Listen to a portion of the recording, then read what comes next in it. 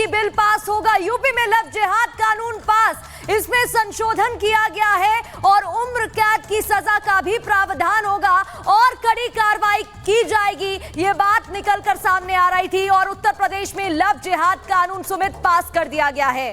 बड़ी खबर आपको बता रहे हैं, उत्तर प्रदेश में लव जिहाद जो विधेयक है वो लाया गया था और अब उत्तर प्रदेश विधानसभा में लव जिहाद कानून को पास किया गया है, जिसमें अब उम्र कैद तक की जो सजा का प्रावधान है वो यहां पर किया गया। अवैध धर्मांतरण के खिलाफ ये बिल कि अगर कोई अपनी पहचान छुपाकर लव जिहाद जैसी घटना को अंजाम देता है तो उस पर अब सख्त कार्रवाई होगी।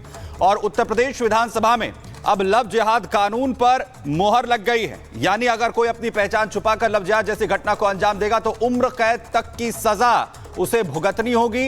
बड़ा ये बिल उत्तर प्रदेश की विधानसभा ने अब पारित कर दिया है। ये बड़ी जानकारी आपको दे रहे हैं क्योंकि उत्तर प्रदेश के अंदर खासतौर पर उत्तर प्रदेश के सीएम योगी आदित्यनाथ लव जिहाद जैसी घटनाओं को लेकर लगातार सख्ती बरतते रहे और अब उत्तर प्रदेश की विधानसभा ने भी उस पर कानून के तौर पर पास कर मोहर लगा दी है। लव जिहाद की घटना को अगर कोई भी शख्स अंजाम अब देता है तो उसके खिलाफ कड़ा कानून पेश कर दिया गया है, पास कर दिया गया है। विधानसभा में लव जिहाद के बिल पर मोहर लग गई है। उम्र कैद तक की सजा का प्रावधान अब इसमें किया गया है। लव जिहाद पर और सख्ती के जो प्रावधान हैं वो इस कानून के जरिए किए गए हैं। आपको बताएं कि जहां इसके जरिए कोशिश है कि लव जिहाद जैसी घटनाओं पर रोक यहां पर लगे, क्योंकि अमूमन किस तरीके की घटनाएं लगातार पूर्व में सामने आती रही हैं जिसमें कैसे लव जिहाद जैसी घटनाओं को अंजाम दिया गया है और इसे लेकर लगातार उत्तर प्रदेश सरकार अपनी सख्ती दिखाती रही है और अब उत्तर प्रदेश विधानसभा ने इसे कानून के तौर पर इसे पास यहां पर कर दिया है। और अजय दुबे ज्यादा जानकारी के साथ जुड़ गए हैं। अजय, पहले विधेयक पेश किया गया था और कहा जा रहा था कि जब ये कानून पास हो जाएगा तो और भी ज्यादा कड़ी कार्रवाई की जाएगी जिससे कि किसी भी मासूम के साथ वो ना हो जिस तरीके की घटनाएं पहले सामने आ चुकी हैं लव जिहाद से जुड़ी।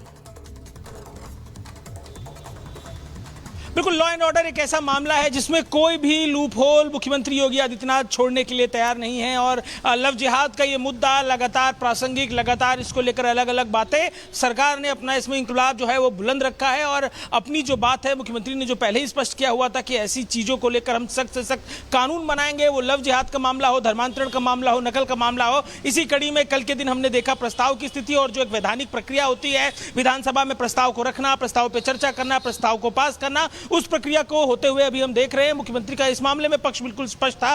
कानून और लॉ एंड ऑर्डर एक ऐसा मामला है जिसको लेकर फ्रंट फुट पे बिल्कुल मुख्यमंत्री रहे हैं। किसी भी इन विषयों को लेकर वो कभी पीछे हटते नहीं दिखे और इस बार लव जिहाद वो विषय है। उत्तर प्रदेश में अलग अलग हिस्सों में उदाहरण लव जिहाद के निकलकर सामने आए, ब्रेन वॉश करने की बात आई, लगातार इन्फ्लुएंस करने की बात आई। अब इन सब विषयों को लेकर जो कानूनी प्रावधान रखे गए उनका असर कुछ ऐसा रहेगा कि ये कानूनी चुनौतियां देने से पहले तमाम जो लोग हैं 100 बार सोचेंगे। कानूनी चुनौतियां इस तरीके के कानूनों को उल्लंघन करने से लोग सोचेंगे, तो ये प्रावधान अलग अलग इस तरीके के इस कानून में किए गए हैं।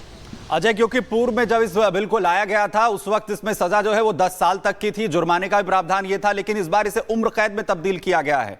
लगता है कि जो पूर्व में फैसला लिया गया उसमें और जो है सख्ती होनी चाहिए जिसके मद्देनजर जो है वो बिल को लाया गया, लेकिन विपक्ष का अभी तक क्या रुख है इसे लेकर?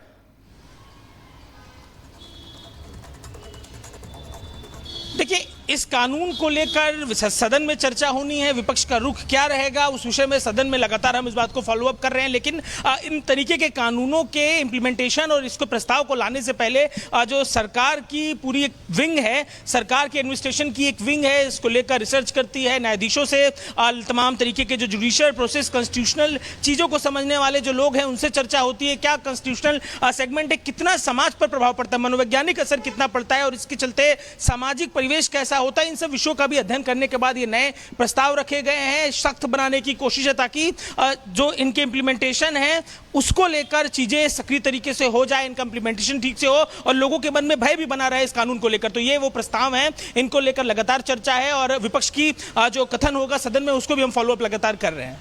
बिल्कुल अजय, विपक्ष का क्या रुख है एक बार ये फिर से बताइएगा, साथ ही क्योंकि देखिए इस कानून को लेकर सख्ती और बढ़ा दी जाएगी। ये इसलिए भी कहा जा रहा था कि जब इस तरीके के मामले सामने आते थे तो कहीं ना कहीं डर नहीं था आरोपियों में और डर कायम करने के लिए, उन्हें बताने के लिए कि अगर वो इस तरीके से अपराध करेंगे तो उन्हें बख्शा नहीं जाएगा, इसे लाया गया।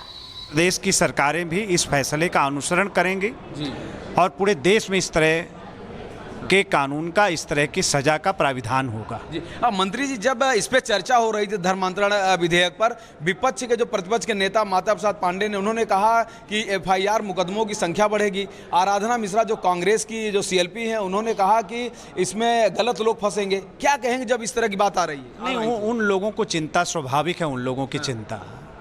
उनके जो समर्थक लोग हैं, हो सकता है उन लोगों को दिक्कत आ रही हो, और ऐसे लोगों का ही वो लोग नेतृत्व करते हैं।